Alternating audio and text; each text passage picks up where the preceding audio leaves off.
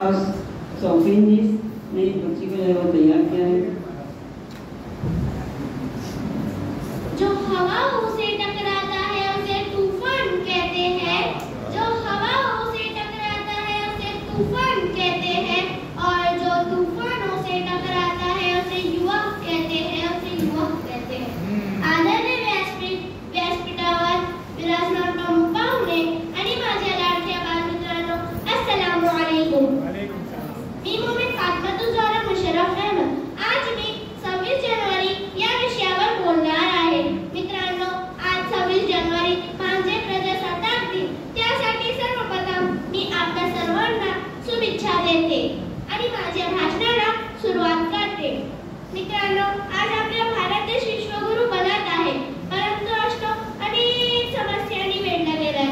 मग ती समस्या सामाजिक असो की शैक्षणिक, त्याला जबाबदार कोण? त्यापैकी एक कारण आहे आजची युवा पिढी जी विस्तारित बनत चालली आहे। जशी बुलेट ट्रेनची गती आहे तशी आमच्या युवकांची तशी डुट्यांची गती आहे। आजच्या तरुणाईला काय आहे, काय झाला, जनावर सुद्धा तंबाखू खात नाही हो, तो खात आहे गांजा, चरस, ड्रग्स, दारूचे नशे इत्यादी झाले।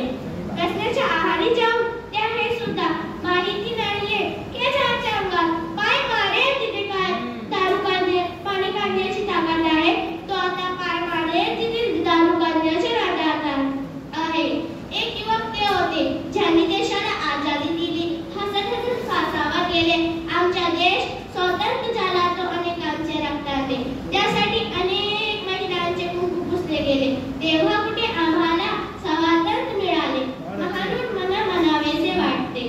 हमें दुनिया से क्या मतलब, मदरसा है वतन अपना। हमें दुनिया से क्या मतलब, मदरसा है वतन अपना। मरेंगे हम किताबों पर, वरन होगा कफन अपना। एक भारत तो होता ज्यांची स्वप्ने क्रांतिकारकाने पाहिली होती आणि आजच्या भारत तो आहे ज्यांची स्वप्ने भ्रष्टाचारी नेत्यांनी पाहिली आहे। देशात लोकशाही नावाला राहिली आहे।